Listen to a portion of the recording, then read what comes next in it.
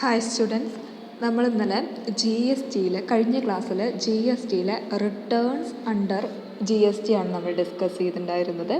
മൊത്തം അതിൽ നമ്മളൊരു ഓവർവ്യൂ ആണ് പറഞ്ഞത്. അതുമായി ബന്ധപ്പെട്ട് വരുന്ന സെക്ഷൻസും അതിൻ്റെ ഫോംസും പർപ്പസും ഒക്കെയാണ് നമ്മൾ കഴിഞ്ഞ ക്ലാസ്സിൽ ഡിസ്കസ് ചെയ്തത്.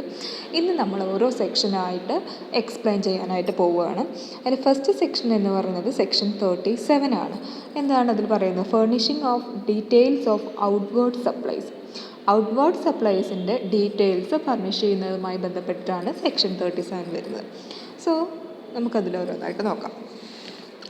Every registered person other than an input service distributor and a non resident taxable person and a person paying tax under the provisions of section 10 or section 51 or section 52 shall furnish electronically in such form, that is GSTR 1 and manner as may be prescribed, the details of outward supplies of goods or service or both effected during a tax period on or before the 10th day of the month succeeding the said tax period, and such details shall be communicated to the recipient of the said supplies within such time and in such manner as may be prescribed. എന്താ പറഞ്ഞിട്ടുള്ളത് ഇവിടെ നമ്മൾ section 37 നമ്മൾ പറയുന്നത് എല്ലാ registered പേഴ്സണും applicable ആയിട്ടുള്ളൊരു സെക്ഷനാണ് section 37 എന്ന് പറയുന്നത്. എക്സെപ്റ്റ് എന്താണ്? Input service distributor and non resident taxable person. ഈ രണ്ട് ആളുകളെ മാറ്റി നിർത്തി കഴിഞ്ഞിട്ടുള്ള ബാക്കിയുള്ള രജിസ്റ്റേർഡ് പേഴ്സൺസിനൊക്കെ അപ്ലിക്കബിൾ ആയിട്ടുള്ള സെക്ഷനാണ് എന്ന് പറയുന്നത് സെക്ഷൻ 37 എന്ന് പറയുന്നത്. സോ അതിൽ പ്രത്യേകം പറയുന്നത് എന്താണ്?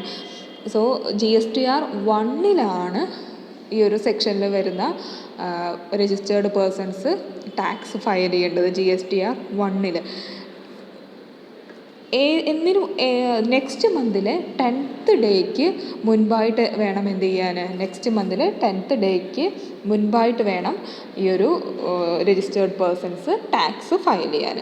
സോ ഒന്നാമത്തെ കണ്ടീഷനിൽ അല്ലെങ്കിൽ ഒന്നാമത്തെ സബ്സെക്ഷനിൽ പറയുന്നത് എന്താണ്? എല്ലാ രജിസ്റ്റേർഡ് പേഴ്സൺസും other than input tax distributor and non resident taxable person അല്ലേ. സോ അവരൊഴികെയുള്ള എല്ലാ രജിസ്റ്റേർഡ് പേഴ്സൺസും എന്ത് ചെയ്യണം? GSTR 1 എന്നുള്ള ഫോമിൽ അവരുടെ ഔട്ട്വേർഡ് സപ്ലൈൻ്റെ ഡീറ്റെയിൽസ് എന്ത് ചെയ്യണം? നെക്സ്റ്റ് മന്തിൽ 10th ഡേക്ക് മുൻപായിട്ട് 10th തീയതിക്ക് മുൻപായിട്ട് എന്ത് ചെയ്യണം? റിട്ടേൺ ഫയൽ ചെയ്യണം. Okay. And such details shall be communicated to the recipient of the said supplies within such time and such manner as may be prescribed. അങ്ങനെ file ചെയ്താൽ മാത്രം പോരാ, അതിൻ്റെ ഡീറ്റെയിൽസ് എന്ത് ചെയ്യണം? റെസിപ്പിയൻറ്റിന്, ആ സപ്ലൈ ആർക്കാണോ നടത്തിയിട്ടുള്ളത് ആ റെസിപ്പിയൻറ്റിനോട് അത് കമ്മ്യൂണിക്കേറ്റ് ചെയ്യുകയും ചെയ്യണം. അതാണ് സബ്സെക്ഷൻ 1 പറഞ്ഞിട്ടുള്ളത്. ഇനി സബ്സെക്ഷൻ 2 എന്താണ് പറഞ്ഞിട്ടുള്ളത്? ഓക്കെ, സബ്സെക്ഷൻ 1 കുറച്ചുകൂടി പോയിന്റ്സ് വരുന്നുണ്ട്. Provided that the registered person shall not be allowed to furnish the details of outward supplies during the period from the 11th day to the 15th day of the month succeeding the tax period. ഒരു കാര്യം കൂടി മനസ്സിലാക്കാം. 10th ഡേക്ക് മുൻപായിട്ട് തന്നെ എന്ത് ചെയ്യണം? Tax return file ചെയ്യണം. ഒരിക്കലും അതെന്ത് ചെയ്യാൻ പറ്റില്ല. 11th ഡേ മുതൽ 15th ഡേ വരേക്ക് എന്ത് ചെയ്യാൻ പറ്റില്ല? എക്സ്റ്റെൻഡ് ചെയ്യാൻ പാടില്ല. Shall not be allowed to furnish എന്നാണ് പറഞ്ഞിട്ടുള്ളത്. Okay. Provided further that the commissioner may for reasons to be recorded in writing by notification extend the time limit for furnishing such details for such a class of taxable person as may be specified therein. എന്താ പറഞ്ഞിട്ടുള്ളത്? Commissioners special കേസിൽ ചിലപ്പോൾ എന്ത് ചെയ്യാം? ഈ ഒരു 10 day എന്നുള്ളത് ആ ടൈം ലിമിറ്റ് വേണമെങ്കിൽ എക്സ്റ്റെൻഡ് ചെയ്യപ്പെടാം. പക്ഷെ അത് എന്തായിരിക്കും? സ്പെസിഫൈഡ് ടാക്സബിൾ പേഴ്സൺസിൻ്റെ കേസിൽ മാത്രമാണ് അത് അപ്ലിക്കബിൾ ആയിട്ടുള്ളത്. ആൻഡ് സെക്കൻഡ് കണ്ടീഷനിലേക്ക് പോവാം. Every registered person who has been communicated the details under subsection 3 of section 38 or the details pertaining to inward supplies of input service distributed under subsection 4 of section 38 shall either accept or reject the details so communicated on or before the 17th day but not before the 15th day of the month succeeding the tax period, and the details furnished him under subsection 1 shall stand amended accordingly. എന്താ പറഞ്ഞിട്ടുള്ളത്? So എല്ലാ registered പേഴ്സൺസും അങ്ങനെ എന്ത് ചെയ്തു? റെസിപ്പിയൻറ്റിനോട് ഈ ഒരു return furnish ചെയ്തുള്ളതിൻ്റെ details എന്ത് ചെയ്തു? കമ്മ്യൂണിക്കേറ്റ് ചെയ്യണമെന്ന് നമ്മൾ ഫസ്റ്റ് പോയിന്റിൽ പറഞ്ഞു അല്ലേ.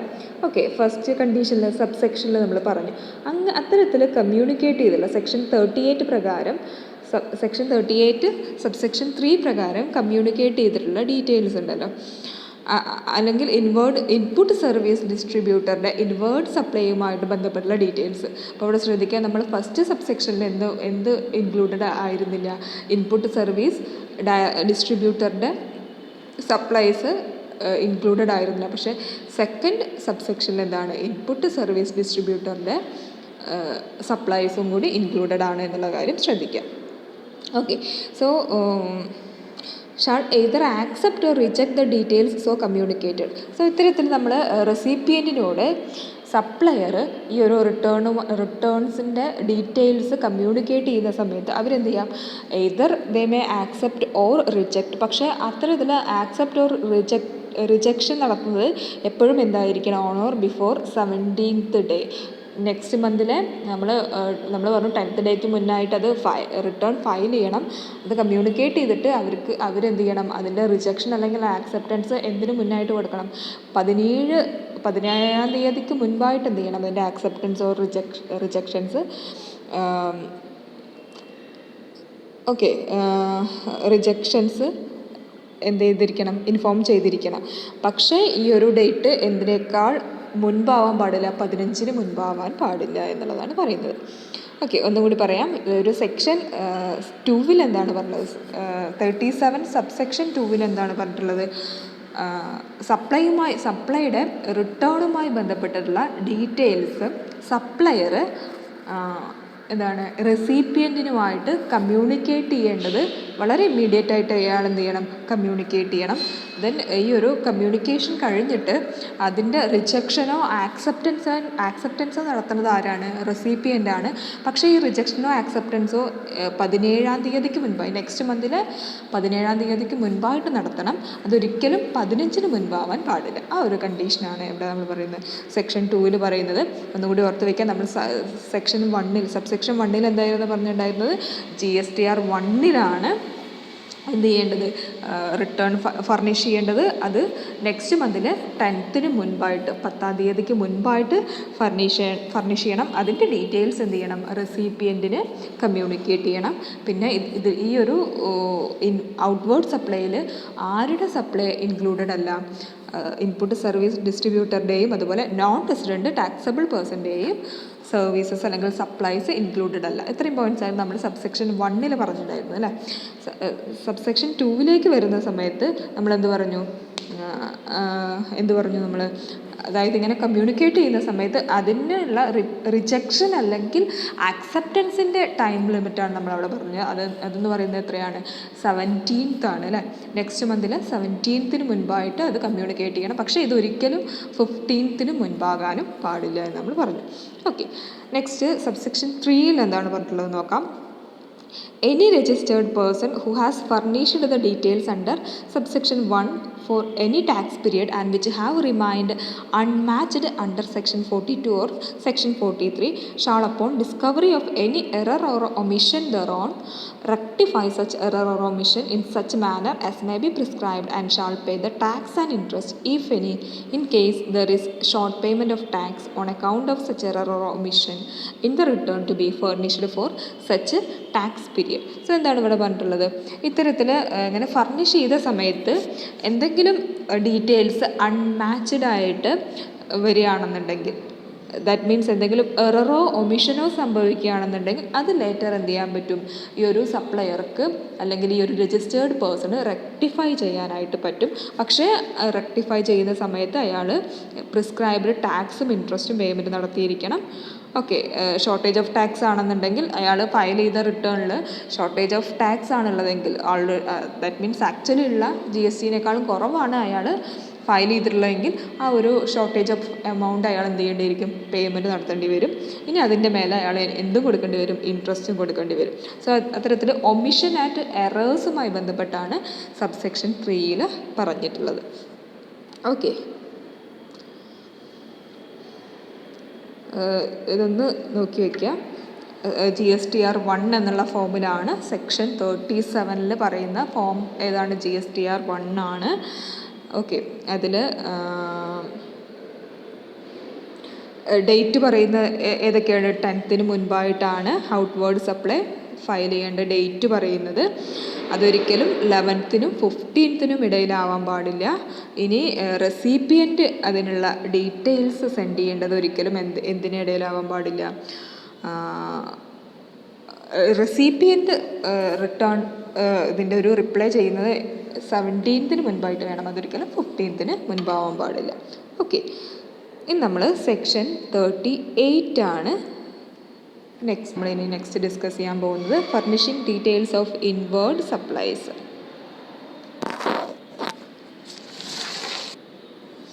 നോക്കാം. Every registered person other than ISD means input service distributor, or a non-resident taxable person, or a person paying tax under the provisions of section 10 or section 51 or section 52 shall verify, validate, modify or delete, if required, the details relating to outward supplies as credit or debit note communicated under subsection 1 of section 37 to prepare the details of his inward supplies and credit or debit note. Okay, and may include therein the details of inward supplies and credit or debit note received by him in respect of such supplies that have not been declared by the supplier under subsection 1 of section 37. ഇവിടെ ശ്രദ്ധിക്കാം, section 37 subsection 1 കാണിക്കാത്ത അല്ലെങ്കിൽ furnish ചെയ്യാത്ത return furnish ചെയ്യാത്ത സപ്ലയേഴ്സാണ് section 38 പ്രകാരം return furnish ചെയ്യേണ്ടത്. Okay, so ഈ ഒരു സെക്ഷനിൽ പറയുന്നത് എന്താണ്? ഇത്തരത്തിൽ റിട്ടേൺ ഫർണിഷ് ചെയ്തിട്ടുള്ള രജിസ്റ്റേർഡ് പേഴ്സൺസിന് എന്ത് ചെയ്യാൻ പറ്റും? വെരിഫൈ ചെയ്യാനും വാലിഡേറ്റ് ചെയ്യാനും ഡിലീറ്റ് ചെയ്യാനും. സോ ഔട്ട്വേർഡ് സപ്ലൈയുമായിട്ട് ബന്ധപ്പെട്ടുള്ള കാര്യങ്ങൾ വാലിഡേറ്റ് ചെയ്യാനും വെരിഫൈ ചെയ്യാനും മോഡിഫൈ ചെയ്യാനും ഡിലീറ്റ് ചെയ്യാനും ഒക്കെ ഉള്ള ഒരു സെക്ഷനാണ് എന്ന് പറയുന്നത് 38 സബ്സെക്ഷൻ 1 എന്ന് പറയുന്നത്. സോ ശ്രദ്ധിക്കുക, നമ്മൾ 37 പ്രകാരം ടാക്സ് ഫർണിഷ് ചെയ്യാൻ പറ്റാത്ത രജിസ്റ്റേർഡ് പേഴ്സൺസ്, ടാക്സ് ഫർണിഷ് ചെയ്യാത്ത രജിസ്റ്റേർഡ് പേഴ്സൺസ് ടാക്സ് ഫർണിഷ് ചെയ്യുന്നത് ഏത് സെക്ഷൻ പ്രകാരമാണ്? സെക്ഷൻ 38 പ്രകാരമാണ്. ആൻഡ് ഇത് പ്രകാരം ഔട്ട്വേർഡ് സപ്ലയേഴ്സിന് അവർ കൊടുത്തിട്ടുള്ള ഡീറ്റെയിൽസ് വെരിഫൈ ചെയ്യാനും വാലിഡേറ്റ് ചെയ്യാനും മോഡിഫൈ ചെയ്യാനും അതുപോലെ ഡിലീറ്റ് ചെയ്യാനും ഒക്കെയുള്ള ഓപ്ഷൻസ് ഉണ്ട്. അതുകൂടാതെ ഇൻവേർഡ് സപ്ലൈയുമായി ബന്ധപ്പെട്ടിട്ടുള്ള ഡീറ്റെയിൽസ് കൂടി എന്ത് ചെയ്യാൻ പറ്റും? ഫർണിഷ് ചെയ്യാനുള്ള ഒരു സെക്ഷൻ കൂടിയാണ് സെക്ഷൻ 38 എന്ന് പറയുന്നത്. ഓക്കെ, നെക്സ്റ്റ് നോക്കാം. Every registered person other than an input service distributor or a non-resident taxable person or a person paying tax under the provision of section 10 or section 51 or section 52 shall furnish electronically the details of inward supplies of taxable goods or service or both, including inward supplies of goods or service or both, on which the tax is payable on reverse charge basis under this act, and inward supplies of goods or service or both taxable under the Integrated Goods and Service Tax Act, or on which integrated goods and service tax is payable under section 3 of the Customs Tariff Act 1975, and credit or debit note received in respect of such supplies during a tax period after the 10th day but on or before the 15th day of the month succeeding the tax period in such form and manner as may be prescribed. So section 38 subsection 2 എന്താണ് പറഞ്ഞിട്ടുള്ളത്? അവിടെ പറഞ്ഞിട്ടുള്ളത് രണ്ട് കാര്യങ്ങളെ പറ്റിയിട്ടാണ് അല്ലേ. Reverse charge മെക്കാനിസത്തിലൂടെ return file ചെയ്യുന്ന ഇൻവേർഡ് സപ്ലൈയുമായി ബന്ധപ്പെട്ട് റിവേഴ്സ് ചാർജ് മെക്കാനിസം വഴി റിട്ടേൺ ഫയൽ ചെയ്യുന്നത്. എന്തായിരുന്നു റിവേഴ്സ് ചാർജ് മെക്കാനിസം എന്ന് പറഞ്ഞാൽ? സപ്ലയേഴ്സിന് പകരം റെസിപ്പിയൻ്റ് റിട്ടേൺ ഫയൽ ചെയ്യുന്ന മെക്കാനിസം ആയിരുന്നു റിവേഴ്സ് ചാർജ് മെക്കാനിസം എന്ന് പറയുന്നത് അല്ലേ. സോ റിവേഴ്സ് ചാർജ് മെക്കാനിസത്തിൽ റിട്ടേൺ ഫയൽ ചെയ്യുന്നവർ ഏത് സെക്ഷനാണ് ഫയൽ ചെയ്യേണ്ടത്? 38 പ്രകാരം, സെക്ഷൻ 38 പ്രകാരമാണ് ഫയൽ ചെയ്യേണ്ടത്. അതിൻ്റെ ഡീറ്റെയിൽസ് പറയുന്നത് സെക്ഷൻ 38 സബ്സെക്ഷൻ 2 ഓക്കെ, അത് മാത്രമല്ല and integrated goods and service tax പ്രകാരം എന്താണ് ടാക്സ് ഫയൽ ചെയ്യേണ്ടവരും സെക്ഷൻ 38 ഫോളോ ചെയ്യേണ്ടത്.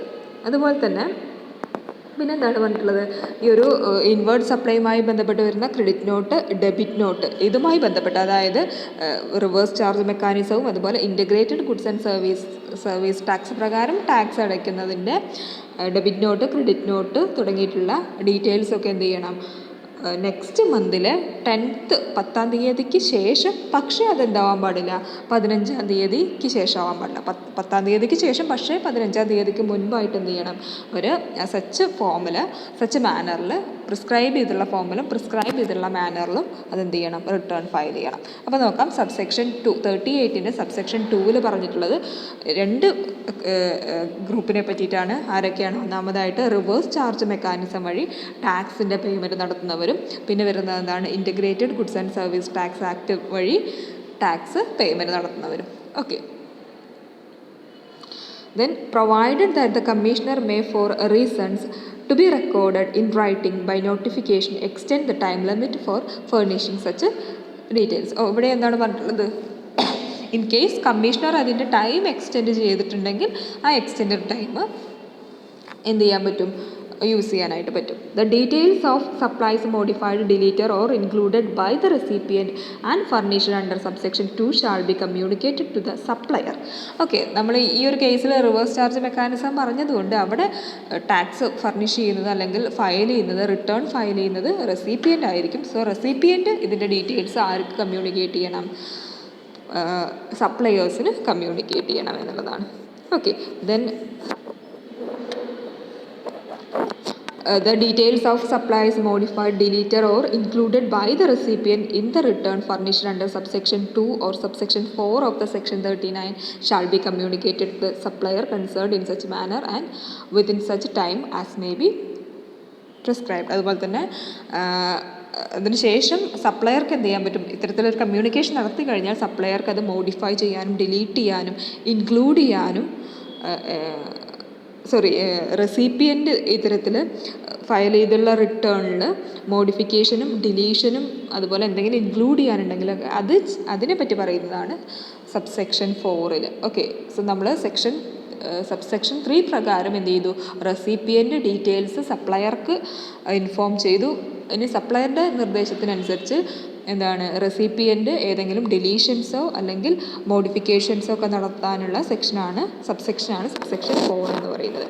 Any registered person who has furnished the details under subsection 2 for any tax period and which having remained unmatched under section 42 and or section 43. So subsection 5 വരുന്നത് എന്താണ്, ഇത്തരത്തിൽ furnish ചെയ്തുള്ള ഡീറ്റെയിൽസിലുള്ള അൺമാച്ചസ്, errors and omissions വന്നിട്ടുണ്ടെങ്കിൽ അത് rectify ചെയ്യാനുള്ള ചാൻസാണ് subsection 5 വരുന്നത്. Okay. അപ്പോൾ കാര്യങ്ങൾ മനസ്സിലാക്കുക. നമ്മൾ 38 ഇൻവേർട്ട് സപ്ലൈയുമായി ബന്ധപ്പെട്ടുള്ള കാര്യങ്ങളാണ് പറഞ്ഞത്. അതിൽ നമ്മൾ പർട്ടിക്കുലറായിട്ട് പറഞ്ഞുള്ള 2 പേരെ പറ്റിയിട്ടാണ്, റിവേഴ്സ് ചാർജ് മെക്കാനിസം വഴി ടാക്സ് കൊടുക്കുന്നവരും അതുപോലെ GST പ്രകാരം ടാക്സ് കൊടുക്കുന്നവരും. Okay, thank U.